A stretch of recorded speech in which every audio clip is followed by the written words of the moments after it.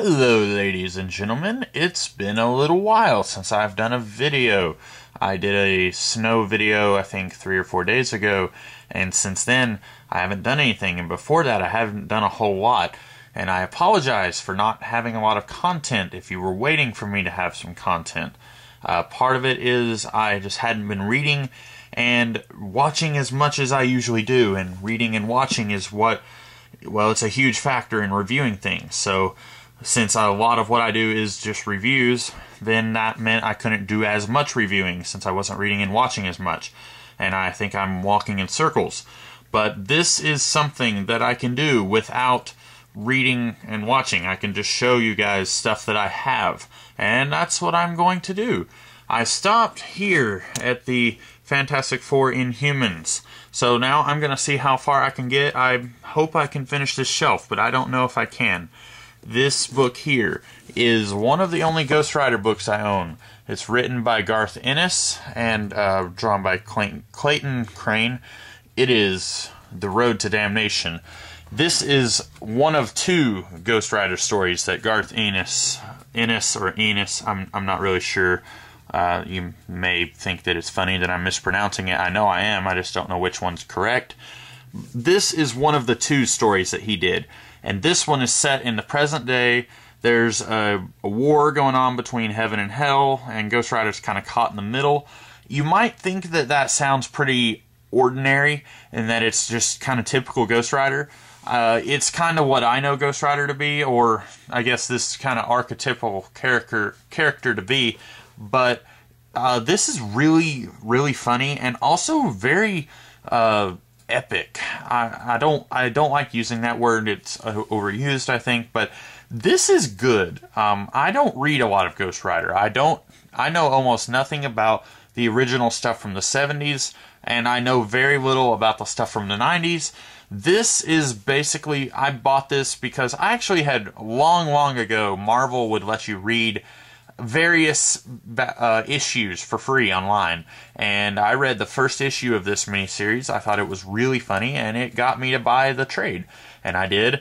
The whole trade has got a lot of funny moments, and it's also got some darker moments, which is very indicative of Mr. that guy's name. I don't know how to pronounce it. And I think if you've never really gotten into Ghost Rider, if you're curious, where should I start? Well, this isn't necessarily a starting point. This is a very standalone book, but it's very good. And I think if you maybe just want to test out some Ghost Rider stuff, see if it's your cup of tea, this would be a great place to start, I think. We have got Avengers, The Serpent Crown. This is, ooh, wow, it doesn't have any names on it. This is by Steve Englehart. I get Steve Englehart and Steve Gerber confused, so it's a shame because I knew it was Steve, one of those guys. And this is one of the only Avengers books I have. I've got a few others, like Young Avengers, a couple of Avengers The Initiative books, but this is one of the only main title Avengers books that I own. And it's got some good stuff in it. There's some time travel here, there's some alternate dimensions, you've got some celestial beings in here, a couple of them. I feel like the only downside to this that I would mention is this is a transitional period in the Avengers history. And since I don't read a lot of Avengers, I don't really get the full impact that this would be giving you. The team was a certain group of people before this book, and then during this book you're adding a few people. You've got a couple of people saying, I'm not really sure if I'm cut out to be an Avenger right now. And you can tell this is a pivotal moment in the title's history, and I feel like if I was more familiar with the previous 146 issues, I might be more blown away by this storyline kind of changing up the team in the way that it does. It's very serviceable superhero action. So it does something that I really like that Chris Claremont does on his X-Men. There's not really subplots, but it's sort of developing subplots over a course of several issues while still doing a complete story in the context of whatever you're getting here. And I think that works very well. I think the character interactions work very well. And if you watched the movie last year and you're wondering, what all should I read in the Avengers? I'm not necessarily saying this is the first thing you should read, but I think that this is a good thing to read, maybe on down the road after you've kind of familiarized yourself with the early days of the Avengers. Okay, something that I really loved. Patsy Walker, Hellcat. This is done by, I believe, Stuart Immonen, and no, it is I believe his wife, Catherine Immonen. I'm going to feel really silly if those two are not related, but I believe they are. And then this artist named La Fuente. This is just a really fun, really creative Hellcat story. And I have always been interested in the character of Hellcat. She's gone through a lot of different changes in her character history. She started off as like an Archie Comics type character. Then she went on to be an Avenger in the Serpent Crown. And then she married the Son of Hell. She's just had so many weird character moments, and that has always intrigued me. And this, it takes a very interesting look at her as a sort of what her place is in the Marvel Universe. And it's unfortunate that this hasn't really been explored outside of this miniseries, but I do think this miniseries is very solid. And if you just maybe you get tired of all the crap that goes on at Marvel and DC, and maybe you're wondering, what should I read? I want something really fun that I can just read and enjoy. This is definitely it. It's very fun, it's very standalone, and it's pretty fantastic. I think that that's something that should be read. I think very highly of it. Oh no, I just dropped one of my superhero squad guys. Next wave, Agents of Hate. You know, when this series was going on, I had heard so much about this series. I had heard a lot of good things about it, and I am not especially a fan of Warren Ellis. I think I've said this before in a review of one of his Astonishing X-Men volumes, but he is... I can't really get into it now. It would take me too long to try and come up with the words that I need to explain why I'm not a fan. But this series is, on the one hand, it's extremely hilarious. It is very funny, packed full of jokes. And if you are a fan of that, if you like humor, then this is definitely something I would recommend. And this is, by the way, a 12-issue series, and this is all 12 issues are collected in this, I guess, Ultimate Volume or whatever it's called.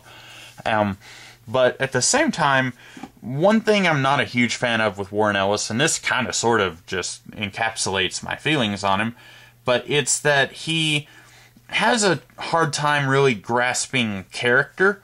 Like, reading these 12 issues, I didn't feel like any of the characters were 100% fleshed out. I thought they were all just kind of flat.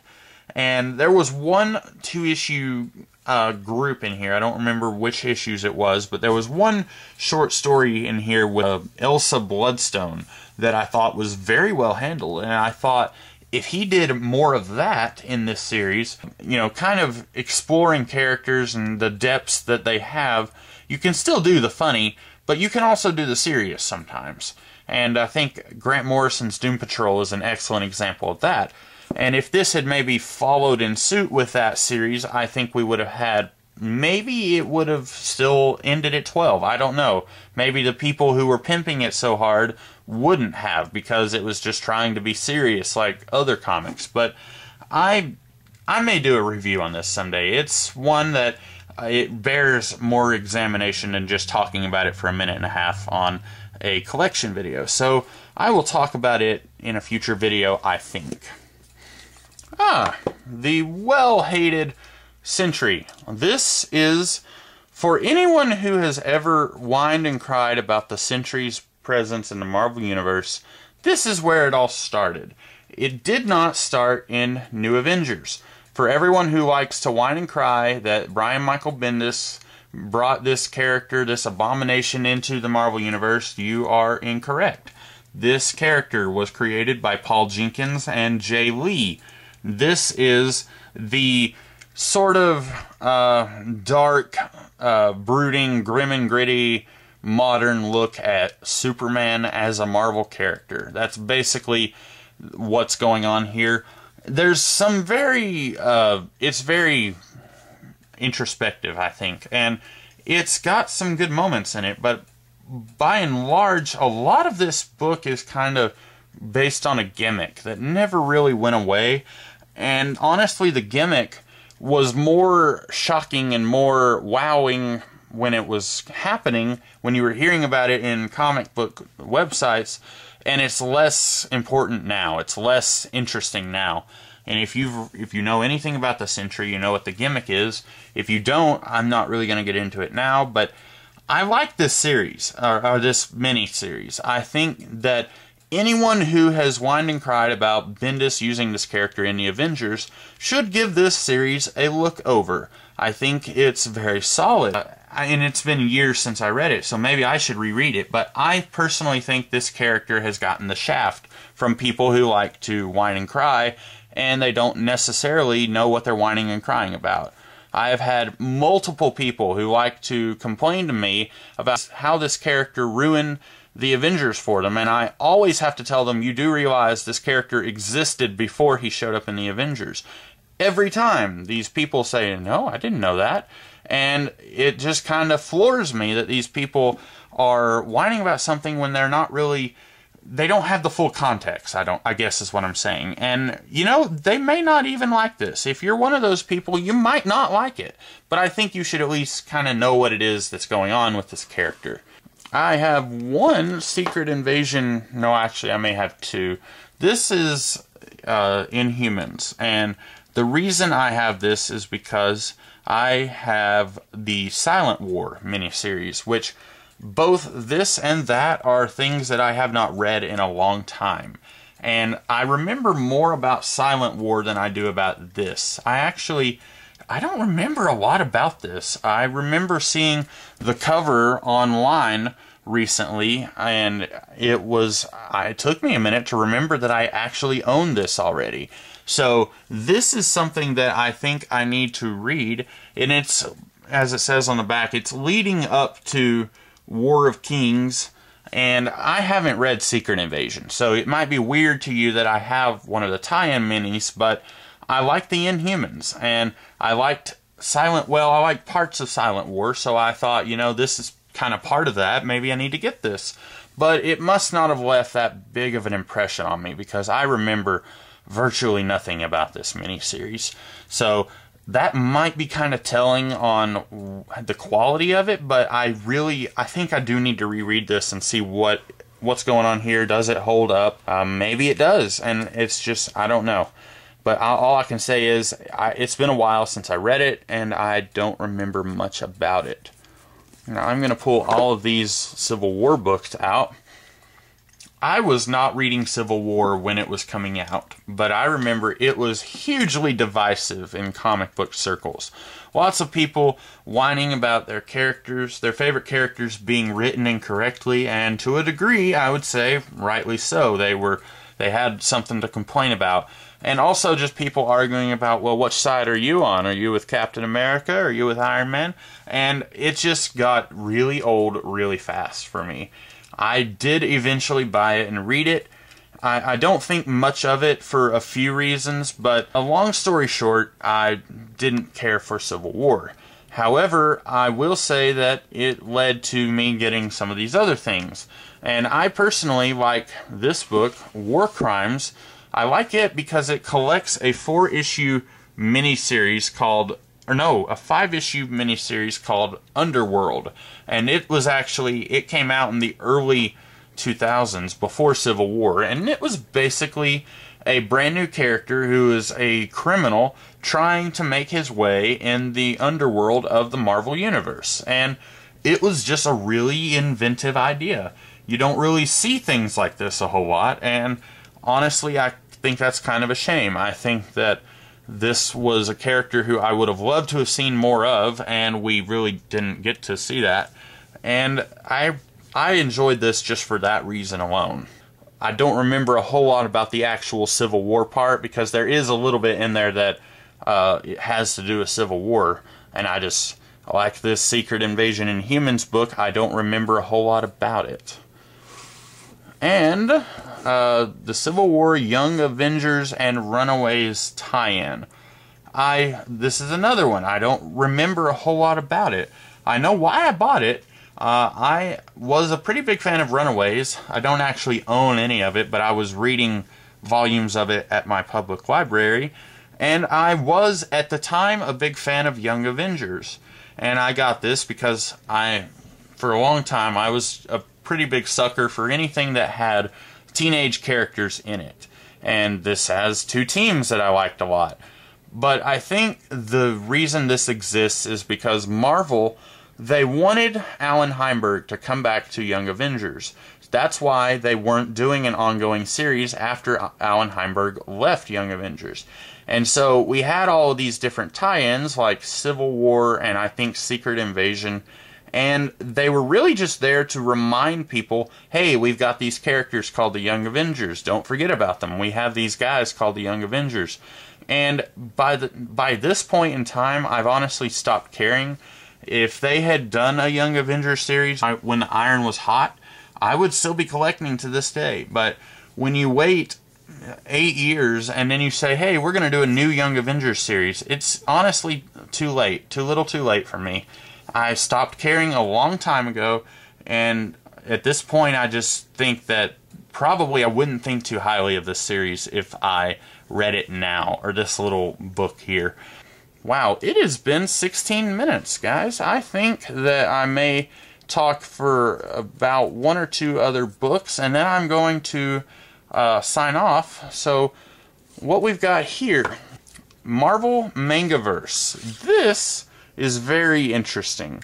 It's really more of an exercise in just letting people run loose with ideas, and it's less about good stories, because once again, I don't remember much about the stories here. I remember just really enjoying, like, oh, this is cool. Like, a lot of alternate universe stuff is going on here. So we've got, like, Wolverine here has got, like, an Omega symbol tattooed on his head. And then, like, look at Cyclops there. That's kind of Marvel Nowian a little bit. But, honestly, I don't remember much about the actual story here. And it's just, you know, a whole lot of, like, hey, what if we did Marvel characters as manga characters? Or, I guess, if you're into this sort of thing, manga. And I remember, like, the art. I remember really liking just the visuals of it, but I remember almost nothing about this book. And I think part of that is it's been a very long time since I read it. I remember more about this other one that I've got pulled out, Marvel Mangaverse X-Men, and I really did not like this one. This one was just narratively a mess, and it's actually, weirdly enough, it's not connected to this other Marvel Mangaverse volume. See, Wolverine does not have a tattoo. He does not have energy claws.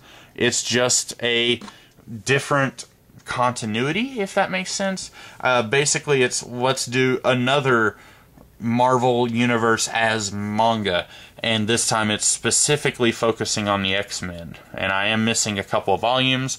I assume that volumes 2 and 3 don't really have anything to do with volumes 1 or 4, since the volume 4 doesn't have anything to do with volume 1.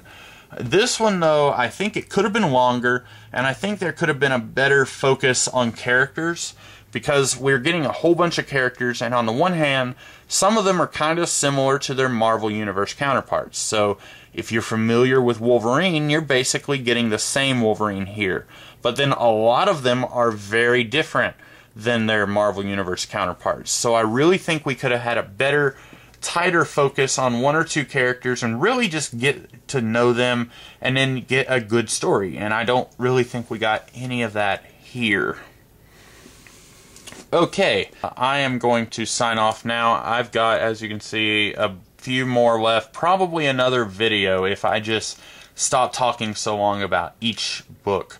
But that's all I'm going to give you guys for now. I want to let this last so that, you know, when I'm done doing collections, you guys don't just, you know, leave me, because I would be sad if you did that. So, this is the Comics Kid 2099, signing off.